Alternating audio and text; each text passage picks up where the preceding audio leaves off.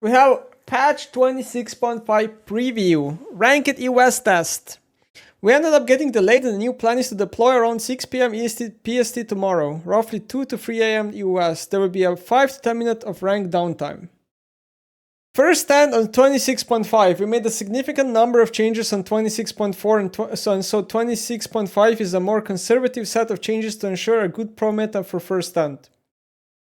Ori, Azir, Nico, and Lethality Powers are some of the strongest outliers in pro play currently, and we're tapping them down. Items. Hubris is looking generally underpowered. It doesn't really have an audience and also doesn't exhibit the same properties that other snowball items like Mages have, which is that higher win rates because the item is being purchased when snowballing. Bandit Pipes is looking pretty strong, especially on second item. Locket is one of its primary competitors, so we're giving it a buff on a second item by flattening some of the shield value. Okay. Patch follow-ups. Lilia is looking a little bit worse for wear after her buffs in a previous patch were over magnitude, so we're giving her a bump back up. It may end up getting delayed to a future patch if we need more time to land on the higher quality changes, but haven't decided. Okay. We're looking to see what Mel looks like at higher power levels after making some of the frustration lowering changes in 26.3. Okay, right, let me just tell you what's gonna happen with Mel. You guys are gonna give the champion reasonable win rate over time, right? You guys are gonna give her reasonable win rate so she's not a completely terrible champ like she is right now. Sure. Is the frustration gonna go down because of the new W and because of the new E? I think, and new Q. I would say maybe slightly, but ultimately not enough. That is my prediction on Mel. As someone who has played probably over 10 games of the new Mel, she's pretty bad right now numbers-wise, but kit-wise, she is for sure a little bit weaker than the previous version of Mel. Her W is just a lot weaker spell now, and her E is also, I would argue, a weaker spell. However, the Q, I would argue, is probably a stronger spell. But, yeah, she's just ultimately kind of same kit, ultimately same frustration points I think will arise. So I think this Mel rework is probably not going to fix what Riot was trying to do. Okay, so let's go over the patch real fast. So my problem with this patch, obviously it's very small and it is a professional play focused patch. I saw a lot of people crying about Azir getting nerfed when the champ has terrible win rate and Orianna getting nerfed when the champ has terrible win rate. Okay, let's take a look. So first of all, we have Garen. Garen is on the buff list. Now, just from looking, if you look across the board on low analytics, the champion has a positive win rate everywhere. The champion performs better in low elo than high elo, which is how Garen is supposed to be. This champion does not warrant a buff in any shape or form. I just don't get it. Like, he's not weak, he's not OP, he's just balanced. Why are we buffing a balanced champion when there are so many other champions in the league that should get a buff and they don't? An example being Lissandra. I don't know. Next up we have a Lee Sin. This is probably also being buffed for pro play. I don't have a problem. I think Lee Sin is weak.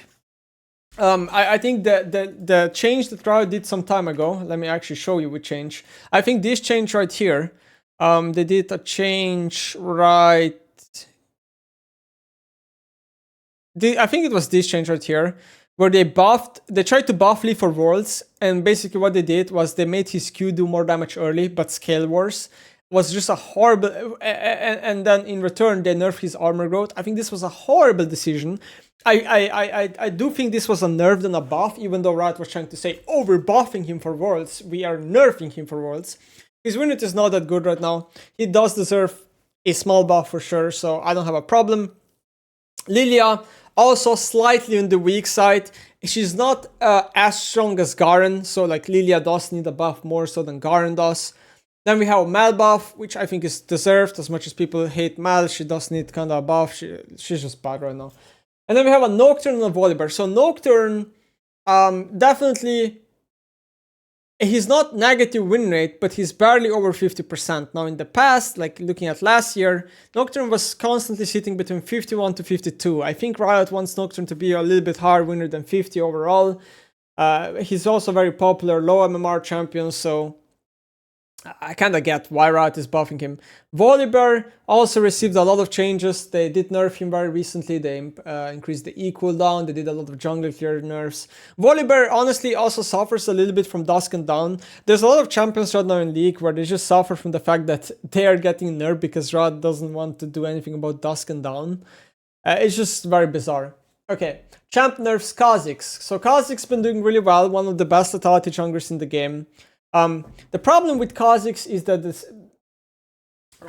problem that Kha'Zix faces is the same problem that a lot of other champions face, is that Riot, again, refuses to nerf Umbral which is the best item on Kha'Zix. Same goes for like Rengar and stuff, and this is why these champions are performing so well.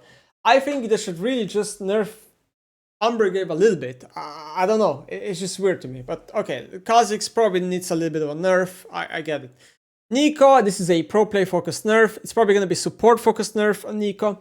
I think long term, Riot should probably just accept, maybe they already have, that Nico should be probably just a support champ.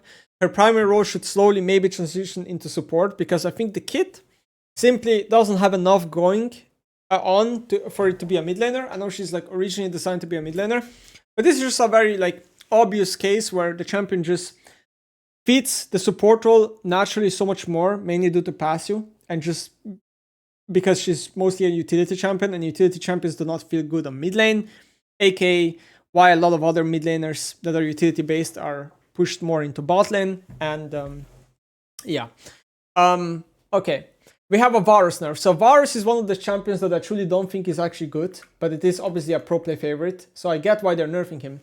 But you have to just compare, like, I really just don't think this champion is good overall, regardless if it's lethality or not. I do think, though, that lethality Varus is just a very low gameplay, bad design version, and I think the game would be better if lethality Varus does not exist. But overall, I do think Varus needs a rework. I think this champion needs a rework badly. It's just a badly designed champ. So anyway, Orianna and Azir.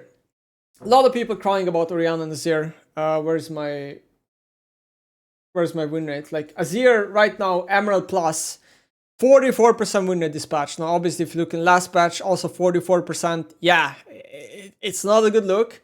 The champ is at insanely low win rate, one of the lowest win rates of the game. People are fuming over this. Honestly, I think people should calm down a little bit. They're only doing this for one patch. It's pretty obvious. They have done this already in the past. They nerf him for one patch specifically, and then they're going to rebuff him immediately, I can guarantee you. The problem that Riot faces is that how are we going to fix this long term? Because I think long term, this is not good for the champion, right? When the champion has such high player base, and so many Azir mains are playing such a low winner champion, right? Now, obviously, if you're high mastery Azir main, it's not like you can't win games on the champion, but he is probably going to be a little bit worse than other champs in solo queue. Long term, are we gonna have another Azir rework? Because, for example, Freak did a rework or like a numbers change on Azir where he made Azir be W max instead of Q, and I think that was a really good thing for the champion. I think Azir being W max instead of Q is a really good thing for Azir. But again, long term, how are we going to fix Azir? Is it even possible without changing the kit? Probably not, right? The kit is just simply too pro-skewed. Probably Ultimate just plays too much of an important role because it's a coordinated ult that pro players will just use much better. It's kind of similar to Ryze. Okay, so there's Azir. Yeah, he's getting nerfs again, whatever. I think Azir is insanely overrated in Pro, by the way. I just want to leave that out there before I move on. Azir is insanely overrated in Pro. Like, the Azir priority in Pro is so fake. This champion does not deserve to even be B1 in any scenario, especially in early Fearless. It's just not the thing. Like, it's just, yeah. Okay, then we have Orianna. Also tends to be a little bit on the lower side of win rate. Okay, we're looking at the wrong patch right now. 46.8, right? Okay. Last patch also between 47. So she is at around 47% win rate. But if you look at patch 16.2, she was at 48, and 16.1, she was also at 48. So I think a lot of the win rate loss here that you're seeing is probably because people are playing Phasor Orianna. And Phasor Orianna got nerfed, but nothing else got nerfed when it comes to Orianna. So I would assume a lot of it, like 1% win rate, is probably just because people are playing Phasor. So don't get deceived by the 47% win rate. It's probably actually 48 for most people. but it's a pro play specific nerf. I do think it's probably good to nerf it. Don't really have anything else to say, but the thing is, it's just gonna be a cycle, right? We're gonna nerf Azir and Orianna, and then what's gonna happen? Well, probably Ahri is gonna be picked every game because Ahri is currently the highest winner champion mid lane, and she's really good in pro too. So yeah, and then we have Hubris and Locket being buffed.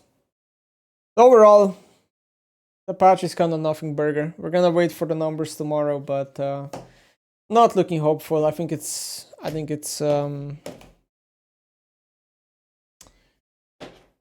yeah, waiting for more changes.